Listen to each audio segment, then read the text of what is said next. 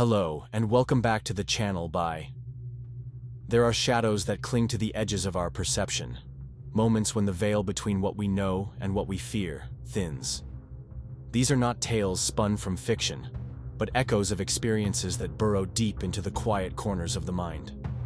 They are the true accounts of unsettling encounters, whispered in hushed tones, leaving a lingering chill long after the words fade. Tonight we delve into 5 such stories. 5 glimpses into the inexplicable, the unnerving, and the truly terrifying. Listen closely, for the darkness holds more than just silence. It began subtly, a series of missed calls from an unknown number. I dismissed them, thinking it was a telemarketer or a wrong number. But then, the calls started coming in the dead of night, always just after 3 a.m. My phone would ring once, maybe twice, then stop. One night I answered. There was no dial tone, no static, just a faint rhythmic breathing. It wasn't heavy or labored, but slow and deliberate, as if someone was right beside me. I hung up, my heart pounding. The calls continued, sometimes silent, sometimes with that chilling breath. Then, a new element emerged. A faint, almost imperceptible scratching sound, like fingernails dragging across a rough surface. It was always there, beneath the breathing. I changed my number, but it didn't stop. The new number, unlisted, began receiving the same calls. The breathing, the scratching, always at 3 a.m. It felt like a presence, not just a call, a presence that had found me and refused to let go. I was walking down the main hallway of my old apartment building, a familiar route I'd taken countless times. The lights flickered, as they often did, but then something shifted. The hallway seemed to stretch, the walls subtly warping, and the air grew heavy. For a split second, the wallpaper pattern on the left wall was different. Not just a trick of the light, but an entirely new design, one I'd never seen before. It was a repeating motif of distorted, screaming faces. Then, just as quickly, it snapped back. The hallway was normal again, the familiar floral pattern on the wall. I stopped, my breath catching in my throat, trying to rationalize what I'd seen. My mind raced, searching for an explanation.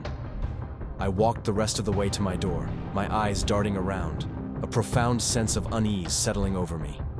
Every time I walked down that hallway afterward, I felt a cold dread, wondering if the true nature of the building, or perhaps reality itself, would reveal itself again. I lived alone in a small house, far from the city. It was quiet, perhaps too quiet. I started noticing small things out of place. A kitchen cabinet left ajar when I distinctly remembered closing it, a light left on in a room I hadn't entered. At first, I blamed my own forgetfulness, my tired mind. But then, the sounds began. Faint creaks from the floorboards upstairs when I was downstairs, the soft click of a door latch when no one else was home. It was always just beyond my immediate attention. One evening, I was reading in the living room when I heard a distinct whisper from the hallway. It was too soft to make out words, but it was undeniably human.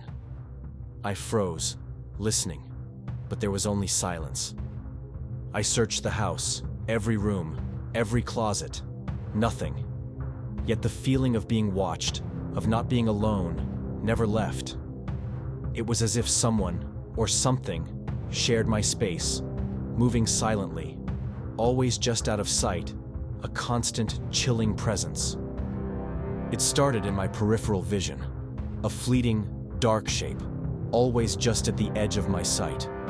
It was humanoid, tall, and slender, but without discernible features. When I turned to look directly, it was gone. I dismissed it as fatigue, or perhaps a trick of the light, but the sightings became more frequent, more distinct. It would appear in the corner of a room, standing motionless, observing. Its presence was cold, heavy, and utterly devoid of warmth. One night, I woke up to a profound sense of dread. My room was dark, but I could feel it.